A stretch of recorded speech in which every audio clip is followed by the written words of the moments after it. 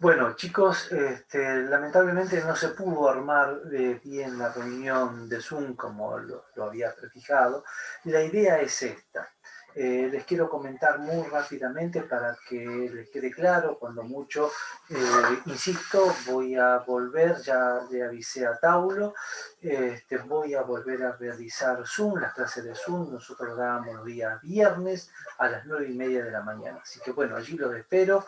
Luego armaré la clase y la subiré como corresponde al Classroom. En este caso, entonces lo que voy a hacer es, con el tema que tenía previsto darlo hoy, lo voy a dejar grabado. Primero voy a dar los lineamientos generales. El día viernes nos notifican, los directivos del colegio nos notifican que recibieron, valga la redundancia, nuevas directivas de los inspectores, donde dicen que tenemos que seguir trabajando con los grupos que quedaron un poco discontinuados con respecto a las clases tradicionales. Entonces, este, yo lo que pretendo es esto. Si bien ya las notas, las pasé, las notas conceptuales, pero para que la materia quede más al alcance de la mano de ustedes, obviamente siempre trato de acercarle todos los medios que sean y que estén a mi disposición. Lo que voy a hacer es, voy a tratar uno o dos temas y doy un trabajo.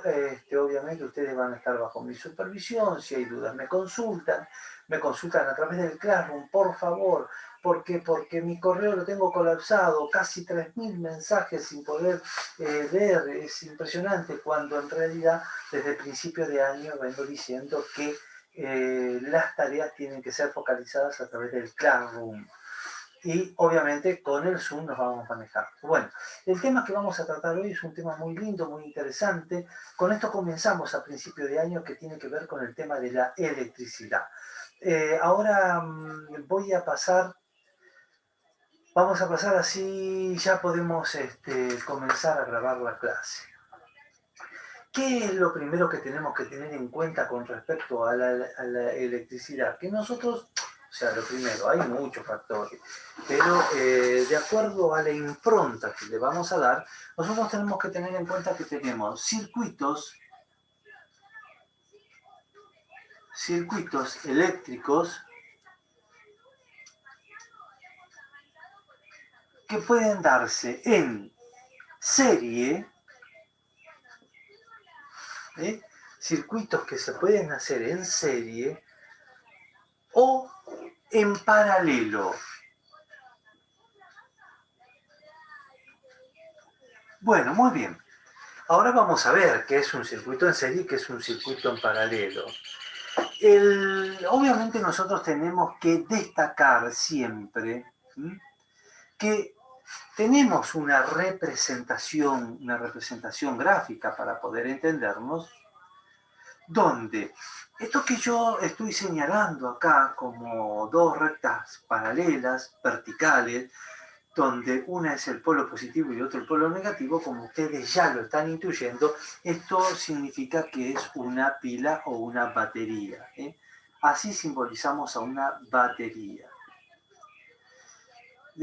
Acá tenemos el polo positivo y el polo negativo, el cual estamos acostumbrados a ver. Perfecto. Ahora vamos a ver qué es esta figura aserrada. Ahí está. Y terminamos de esta manera. Se considera que la corriente eléctrica hace un recorrido desde el polo negativo al polo positivo. Entonces, simbolizamos con una I a la intensidad de corriente eléctrica. Ahora yo lo voy a ir escribiendo para que ustedes lo tengan. ¿Qué son estas formas aserradas? Son las resistencias eléctricas, que sería omega 1, se simbolizan de esta manera, omega 2 y omega 3. De manera que esta batería tiene un determinado voltaje. Bueno, voy a colocar acá al costadito el símbolo de cada uno de ellos. ¿Ve qué es voltaje? se simboliza con la letra B corta. ¿Y qué es? Es la intensidad de corriente eléctrica.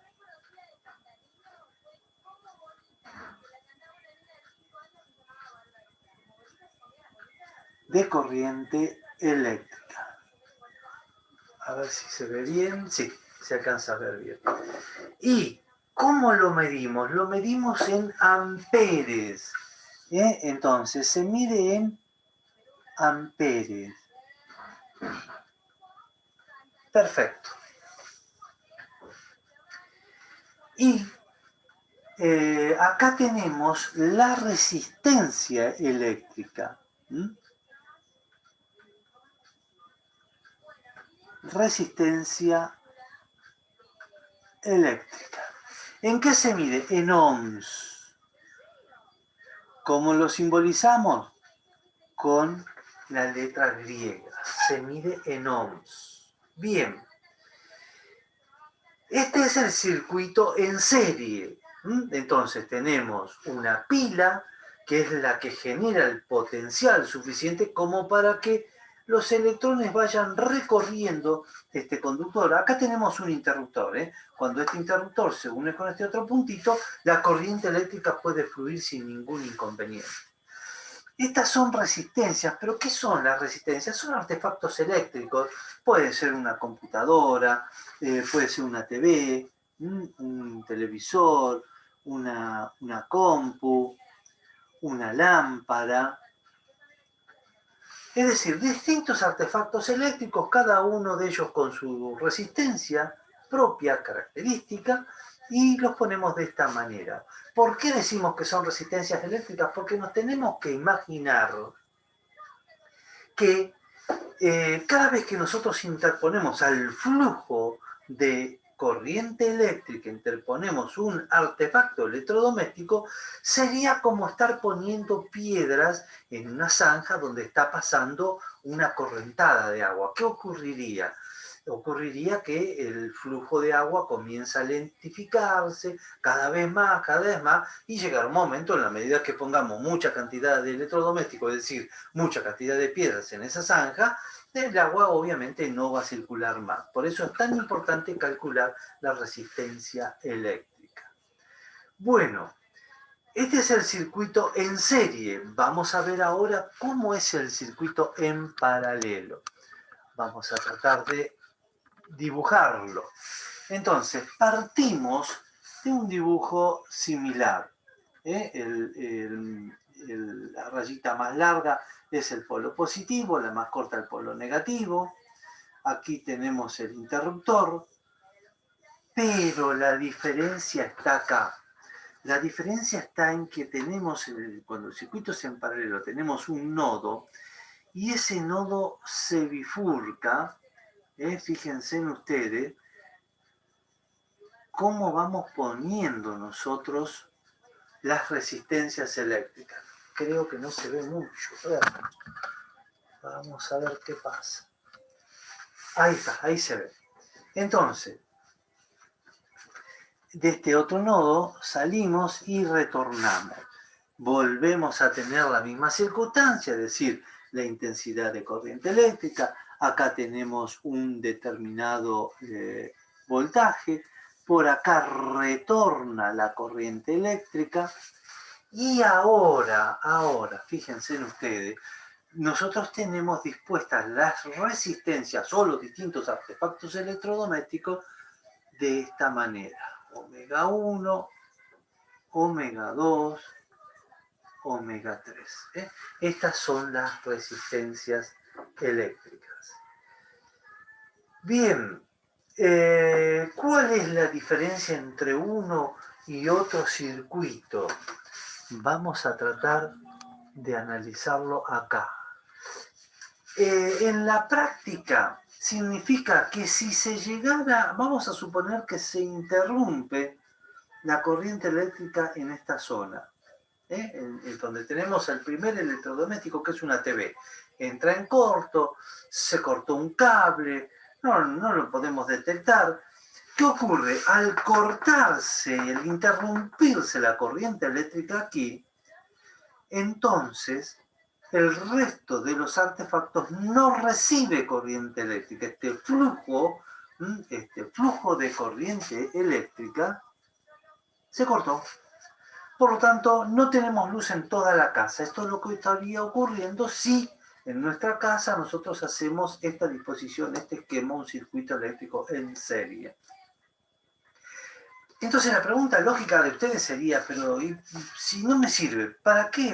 ¿Dónde lo utilizo? Bueno, este puede ser el indicio que tenemos nosotros para colocar, por ejemplo, un fusible. Un fusible que queremos que nos preserve un electrodoméstico que es caro, que es costoso. Entonces, calculen ustedes que reemplazar un fusible es mucho más económico que un televisor que se me quemó todo, se me quemaron distintos componentes. Entra en corto el televisor, se queman plaquetas, se quema... Bueno, no. Si empezamos a sopesar los costos, obviamente es preferible colocar un fusible. Entonces, en esos casos se justifica nada más, ni nada más ni nada menos, diría yo, ¿no? Calculen ustedes que estén trabajando, no sé, en una fábrica donde tengan bajo su dominio una máquina muy costosa que la han pagado en dólares, y esa máquina, obviamente, sí. Estamos en una zona donde tenemos baja tensión, problemas con la intensidad de corriente eléctrica, seguramente se nos van a quemar sus componentes. Entonces, ¿eso no es necesario colocar un fusible? Y sí, es necesario. Incluso alguna plaqueta que indique que por debajo de, como nosotros tenemos, por ejemplo, yo en la zona que vivo, en la zona de Olmos, tenemos una baja intensidad de corriente eléctrica. Entonces, hay momentos en los cuales yo lo he testeado, en los cuales tenemos una intensidad de corriente eléctrica, un voltaje de 190 voltios. Pero ¿cómo? A mí me están cobrando por 220. Bueno, esto es una cuestión de no acabar nunca. Sí, me cobran por 220 voltios, pero me están dando 190 voltios. Entonces, en esas condiciones me ponen en riesgo todos y cada uno de los artefactos electrodomésticos. ¿Qué hacemos? Colocamos una plaqueta de corte donde, llegado a un determinado voltaje, por ejemplo 190 voltios, para que no me ponga en riesgo todos mis equipos, se corta automáticamente lo que sería una especie de fusible. O si me dan mucha tensión, también colocamos un fusible y se corta, y es preferible reemplazar un fusible y no todas las partes internas de este artefacto electrodoméstico. Para eso sirve. Ahora, vamos hacia el otro circuito. Este circuito es un circuito en paralelo, y entonces tiene muchas bondades. Normalmente en una casa lo que se hace es colocar un circuito eléctrico en paralelo. Toda la disposición está en paralelo. ¿Por qué? Porque si se llegara a cortar, vamos a suponer, ya vimos que sigma 1 era un televisor. Si se corta, se pone en corto y se interrumpe el circuito eléctrico en esta zona, la corriente eléctrica va a seguir funcionando.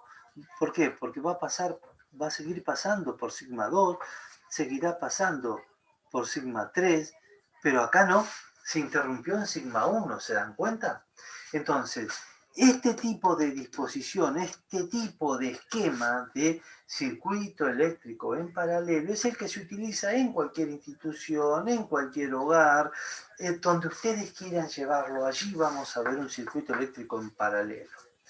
Entonces, dicho esto, ahora vamos a pasar a lo más interesante, por lo menos a lo que a nosotros nos preocupa y hacia el problemita que yo luego les voy a subir.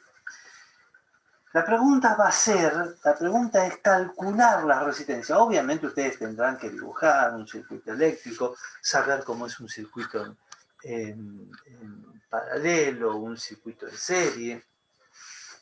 Eso lo tienen que saber dibujarlo, obviamente.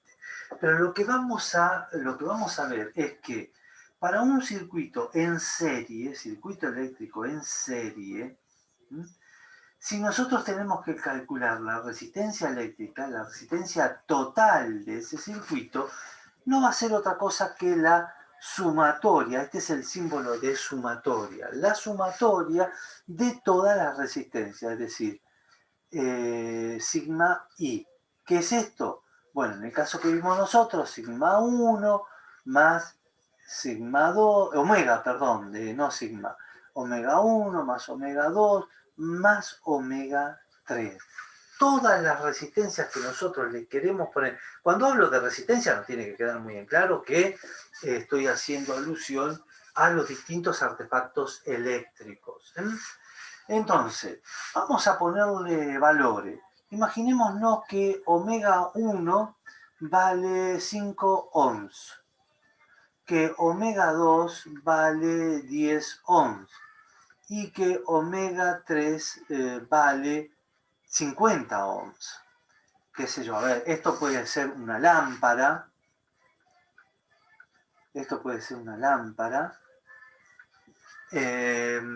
Omega 2, estoy dando valores que no sé si en realidad concuerdan, son utópicos. 10 ohm puede ser la compu, tenemos encendida nuestra compu, y 50 ohms puede ser la TV, supongamos que es la TV. Acá invertir un poco el orden. Entonces, si yo les pido a ustedes que en un circuito eléctrico en serie me calculen la resistencia eléctrica, entonces, lógicamente tendrán que poner que la resistencia total es igual a omega 1, que omega 1 tiene un valor de 5 ohms, más omega 2, que tiene un valor de 10 ohms, más omega 3, que vale 50 ohms. El valor total de la resistencia eléctrica será de 65 ohms. Ese es el valor de la resistencia total. ¿Está? Bueno, pero vamos a comparar, porque vamos a ver por qué hacemos esto y con qué lo vamos a comparar. Vamos a ver qué ocurre cuando tenemos un circuito eléctrico en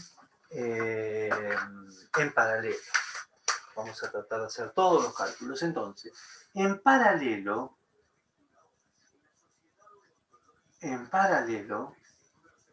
¿cómo se calcula la resistencia? Bueno, es 1 sobre R total. Acá se invierte, se invierten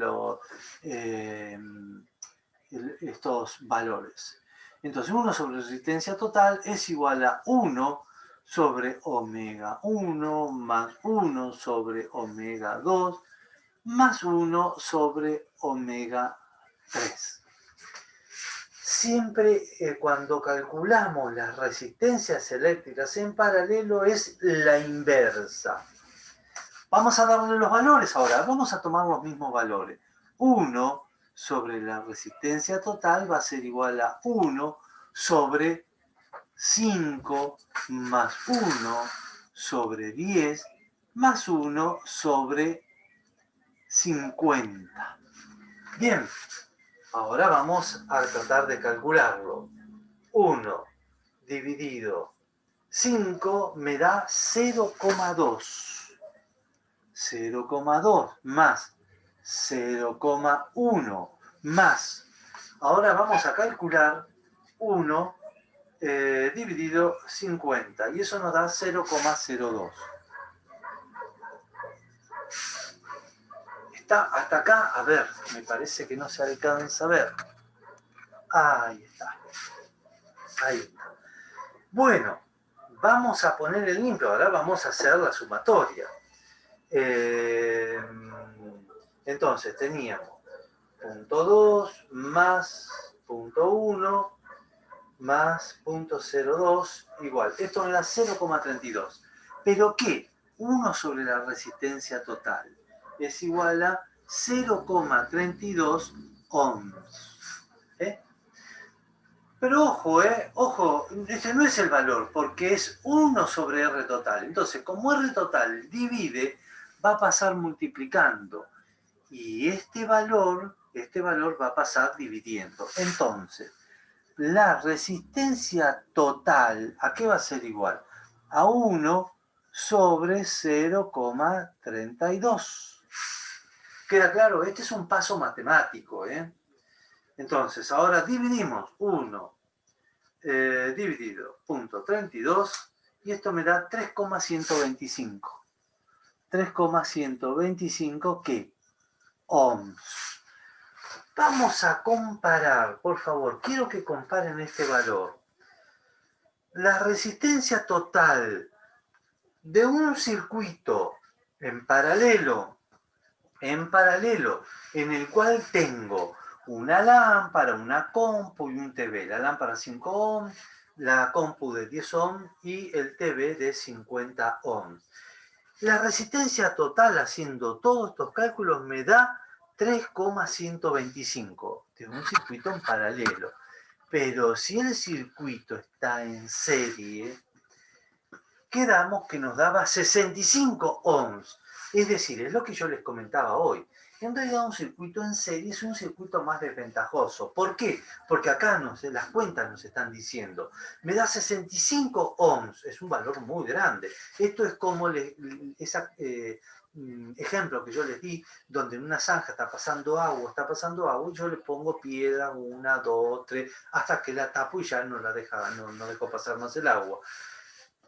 La resistencia aumenta considerablemente. Caso contrario, cuando el circuito lo hago en paralelo, la resistencia eléctrica baja drásticamente. Calculen, de 65 ohms a 3,125 ohms. Creo que es un valor muy considerable.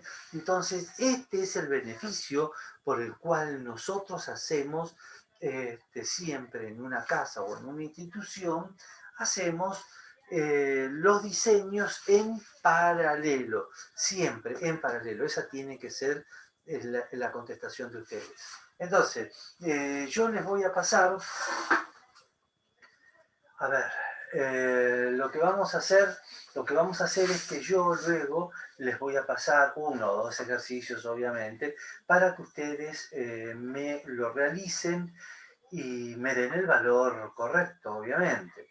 El viernes, no se olviden, vamos a hacer una nueva clase de Zoom. Espero que no falle en esta oportunidad, como ha fallado ahora y cuyo motivo realmente no sé cuál es.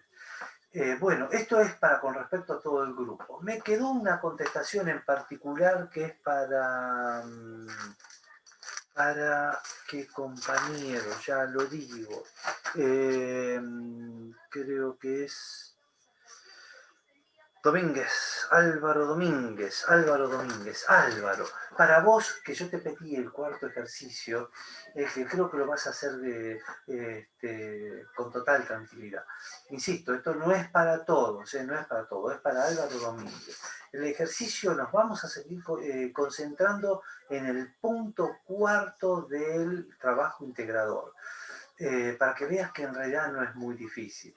Yo normalmente, y ahora me voy a trasladar nuevamente a mi pizarrón. Normalmente, a ver, vamos a borrar rápidamente y ya te doy el lineamiento genérico. Acá estábamos hablando de un asteroide, ¿verdad? De un asteroide donde te doy la masa. A ver, lo voy a poner así. La masa del asteroide. Ojo que asteroide, ahí está. Ojo que estoy dando valores, doy cualquier tipo de valor, 40 toneladas. Obviamente que no era así, era mucho mayor, por favor, recordá. Si te doy 40 toneladas, esto lo tengo que pasar a kilogramos. Son 40.000 kilogramos. Siempre lo tengo que pasar a kilogramos. ¿Qué otra cosa? Yo te di una gran cantidad de valores. No sé, te puedo dar la temperatura ambiental, etcétera, etcétera. Pero te doy la velocidad. La velocidad del asteroide, creo que eran, vamos a ponerle nosotros a un valor, 30.000 kilómetros por hora. Obviamente lo tengo que llevar a metros sobre segundo. Entonces, acá 1 kilómetro por 1000 metros. Kilómetro se va con kilómetro. 1 hora sobre 3600 segundos. Vamos a ver qué nos quedó. Siempre tenemos que hacer esta conversión. Por eso te di este ejercicio, Álvaro. Entonces, kilómetro se va con kilómetro, hora se va con hora, me va a quedar metros sobre segundo. O sea, vamos a tratar de hacer la cuenta. A ver, no, acá. Vamos a tratar de hacer la cuenta. 30.000 por 1.000 dividido 3.600. Vamos a ver cuánto nos da. Ay, a ver si... 8.333. Entonces, la velocidad del asteroide es 8.333,3 metros por segundo. Quiere decir que en un segundo este asteroide está recorriendo 8.333 metros. Te di otra serie de valores, pero ¿qué es lo que me interesa a mí? Ahora lo que me interesa es que vos apliques básicamente la fórmula, la de energía. La energía total era igual, la energía mecánica total, ¿no? Era igual a la energía cinética más la energía potencial.